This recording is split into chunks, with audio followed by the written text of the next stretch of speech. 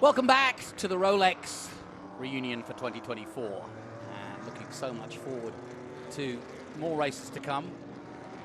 Part of the Rolex Monterey Motorsports reunion of 2024, now in its 50th year. And yeah, you can see the mist yourself, just above the RVs there and heading up the rainy curve. And it stayed in longer than it often does here locally, but well, 9:45 local time, usually does clear by latest 10 o'clock. I've been here many a time where we've had to even cancel World Championship events like MotoGP, or at least delay them. And you can imagine the logistics that go into delaying a world feed when people are tuning in from around the world and all they see is mist. Well, luckily, it's not misty enough to stop proceedings, and that means we can move on to our Group 4 Hurley Haywood Trophy. Now, Hurley Haywood, arguably America's greatest road racing endurance driver. And when you look at his record, I think you can understand why. 5-time overall winner of the Rolex 24 at Daytona, 3-time winner at Le Mans, and 2-time 12 hours of Sebring. And he's only the 3rd driver to complete the informal Triple Crown of endurance racing. It also includes the 1988 Trans Am Series title with Audi and 2 IMSA GT championships. So I think as we look ahead to our cars from 1981 to 91, pretty much the time when Hurley was at his very best. These are IMSA, GTP, GTO, FIA, Group C, Trans Am cars, all part of Group 4B, and we've also got 4A as well later in the day. But we had some great racing from this group yesterday, if you didn't tune in. Look at the 53 of Jim Hay in that Pontiac Firebird from 1984. I certainly didn't think in 1984 that these would be classics, but they are now. Well, watching these cars when I first arrived to the States, Nick DeVitis in that Beretta from 1988, 77. There's the 29 of Steve Link in the Camaro. He had a good run yesterday too. And watch out for Walt Brown Jr. also in a Camaro Coupe from 87. He's a regular here and loves racing at Laguna.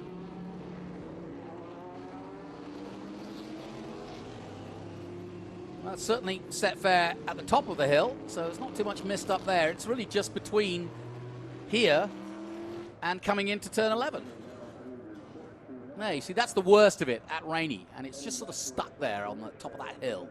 And then once you clear 11 and come onto the main straight, then it pretty much clears up again. But as we saw in the previous groups, you've got to be a little concerned, especially with the power that you've got underneath you with this mist, is that the track itself here will be pretty darn cool and will cool the tires down at least a little bit, and it can cause problems coming here into 11 under power as you get back on acceleration and want to get the best speed out. Look, there's even wipers on because it's so humid and misty. As away we go. Second race then for Group 4, the Hurley Haywood Trophy.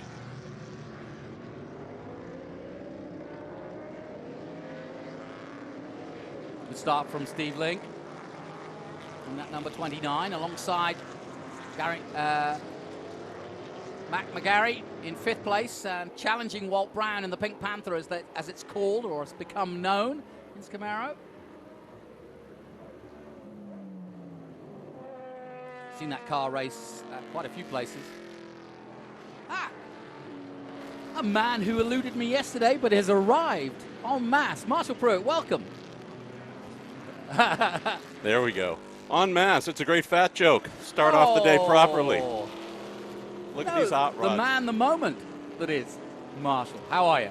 Wonderful. Love seeing the formation of Dyson Racing's pro involvement. Done some SCCA junior amateur level. This Pontiac here, first foray into true professional racing, created that dynasty we know today. Yeah, exactly. Now, Marshall, we know you as Indy, but you've got so much more interest in motorsport. You just proved it. What do you like about historic racing? Well, I love it and hate it. Right. Because so much of what I'm looking at was brand new when I saw it the first time. That's true. Grew up working in the sport, mechanic, engineer, open wheel, and sports cars. When I moved over from being a mechanic and whatnot, the media side, my first beat for the first many years, American Le Mans Series, Grand Am. Prior to that, worked in IMSA in the early 90s. So it's interesting you say that, because I've always been frustrated because I've never come from the mechanical side of it. My dad was a mechanical engineer and tried to give me as much insight as possible. But, you know, unless you're schooled in it, unless you've got your hands dirty and you know what you're talking about, it's really hard to learn the science of unless you're close up to it. I came the broadcast route to racing and obviously followed Formula One, Brian Redman and so on. In my day, you know, that was family really. We went to go and see him race.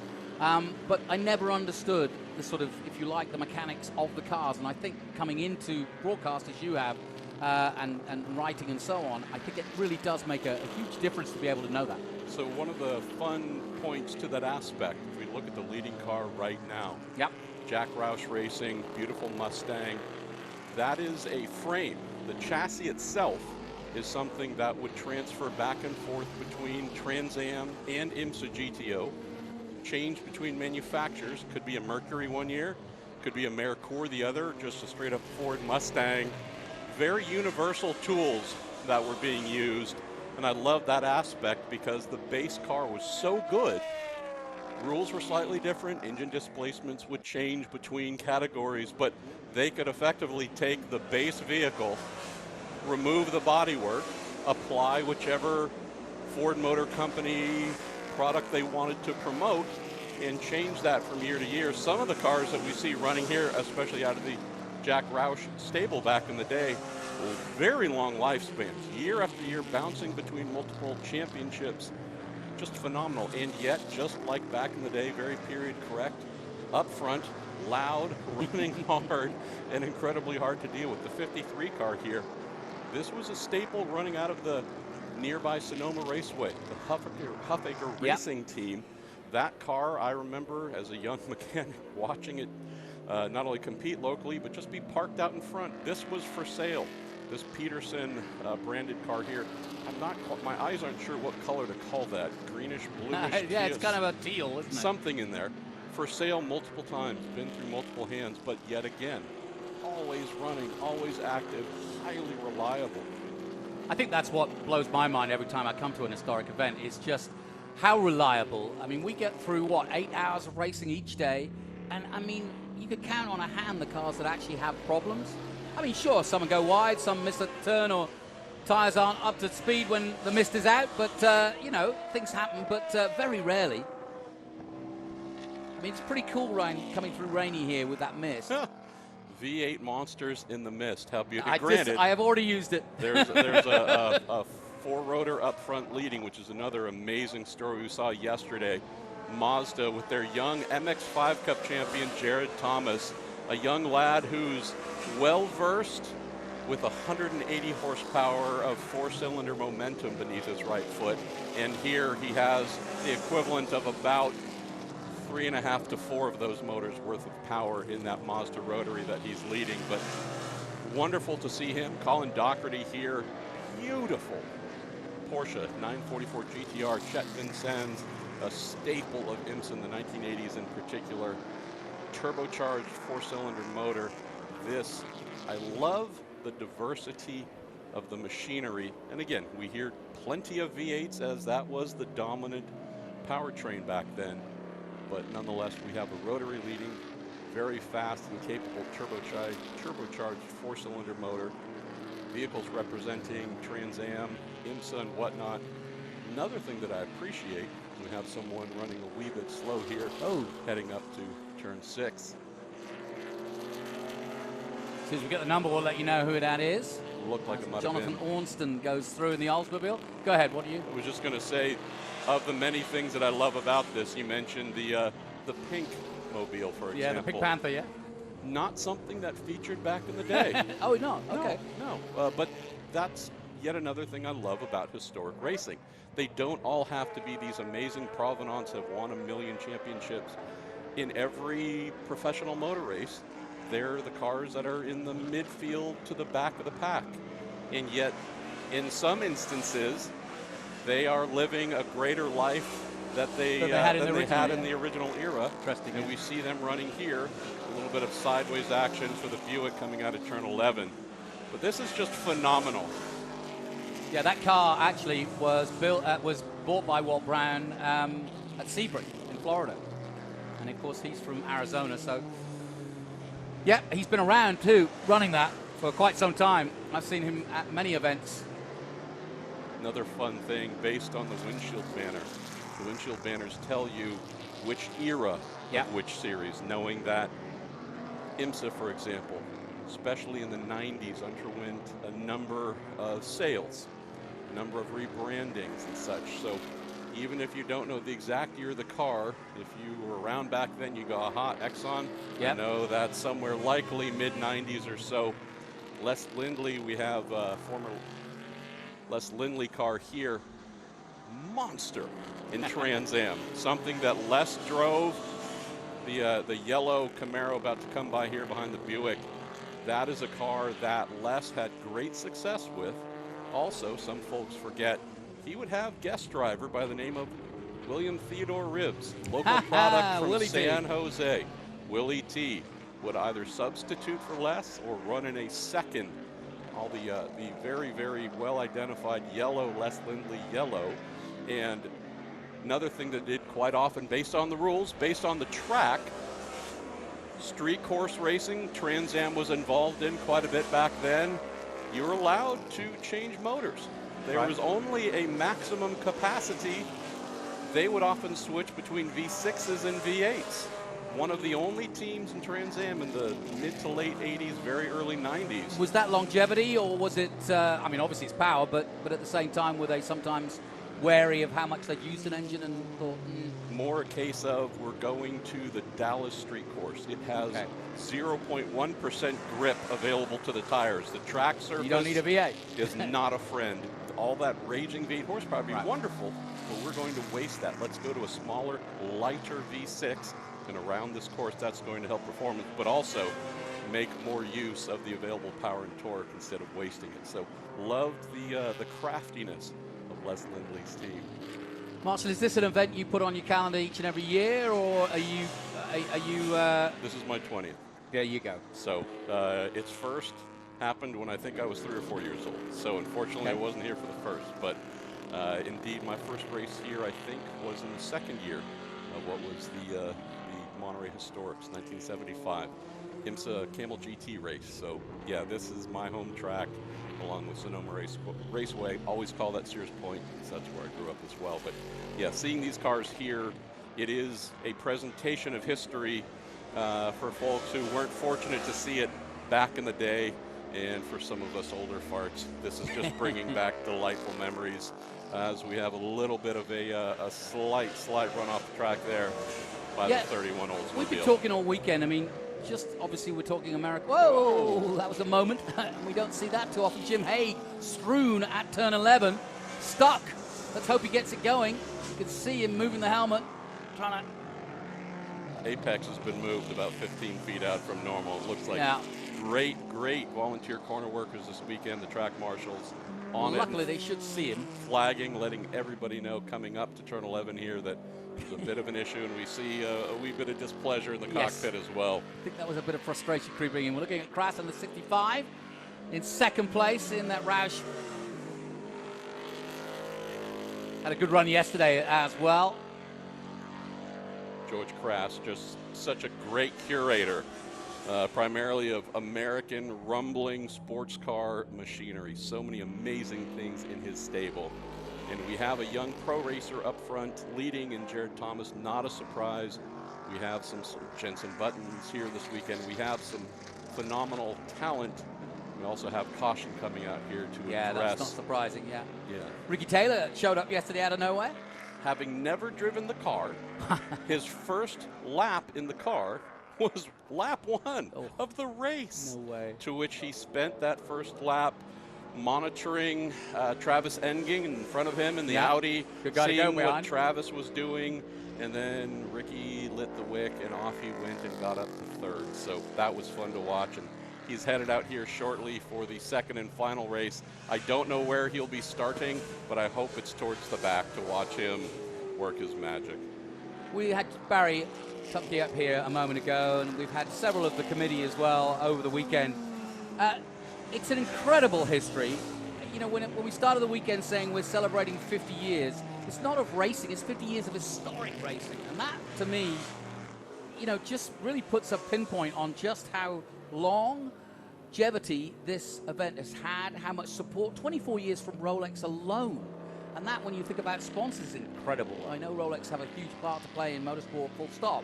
But still, to be constant like that, and to be here at Laguna, I mean, there's not many events that have got such a long history. In fact, there are none. I mean, it's longer than Lime Rocks, and we started before Goodwood. So, you know, pretty impressive. I believe the Walter Mitty, I believe 46th anniversary. Yep. So drafting close behind. Yep. Yet again, getting the field under order here, rectifying matters in turn 11, already swiftly on that by the San Francisco region of the SCCA, their volunteer workers here. But to your point as well, not only do we have this amazing 50-year marker and milestone to appreciate, expressing the importance of historic racing. Favorite thing I've seen this weekend, go on, to a higher degree than I've noticed over the 20 years I've been coming here. Folks in their late teens, yes, early 20s, and my goodness, isn't that great? Not only is it great, what it means is, while most of the cars we're seeing stoke all sorts of fondness and heartwarming memories for graybeards like myself, we can't sustain historic racing if it is all those of us who saw these cars back in the day. We need newer, younger fans who realize, while these might not be the cars that Max Verstappen is racing today or any of the NASCAR drivers are similar, these vehicles are so worthy of being treated as a proper motor racing event like any other current racing series. And so that is the thing I've loved seeing. So much youth. Phones held high, recording at all times, or small video cameras on gimbals trying to take quality imagery for Instagram or TikTok. The culture that we see at, again, modern professional IndyCar, IMSA, NASCAR, I'm seeing so much more of the, quote, kids who follow that here. That gives me so much hope for the future that we will be, I don't know if you and I will be here for the 100th anniversary, but there will be a 100th anniversary of this event. And I agree with you, and I couldn't put my finger on it. I couldn't understand that too, everybody with their phones out. And you're right, 17, 16, kids, high school kid age, not working, just here as fans. And I've seen it on multiple occasions in historic, and I kind of scratch my head. But I actually think, you know, we have this, you know, joke in historic Pace racing. Cars in, by the way. We're heading back to green. But we have this expression of, you know, we don't keep them in a museum, we race our art. And I think that's actually what's captured the imagination of so many youngsters, is that it's so dynamic. It's history, but it's actually moving and growling and coming at you. And I'll throw another thing that I absolutely love and think is part of the youth interest. No disrespect to many of the modern racing series, they're monosyllabic. Spec engines are similar, they all more or less sound the same. The sounds are a massively dynamic part of the attraction of motor racing.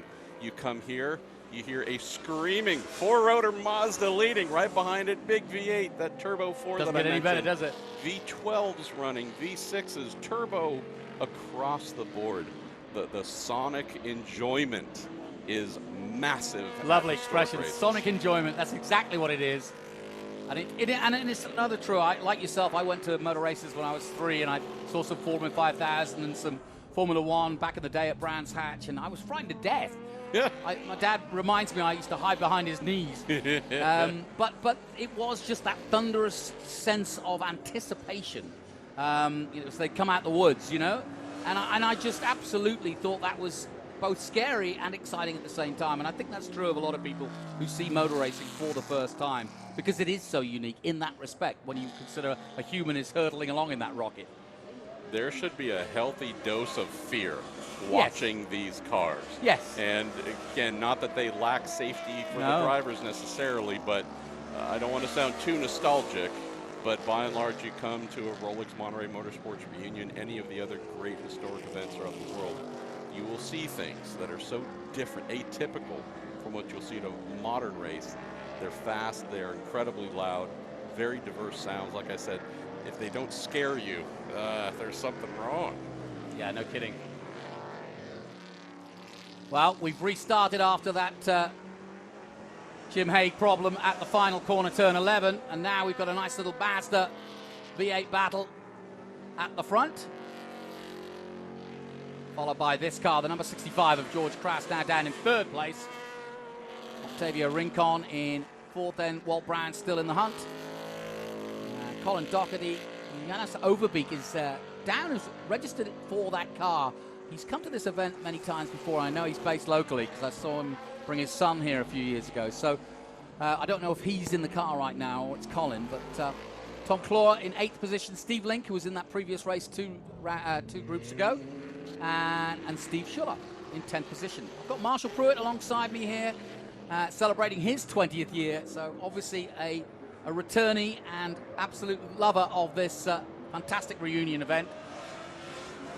Any cars from the anniversary collection, which is stunning this year, that you were pleased to see or wanted to take a closer look at?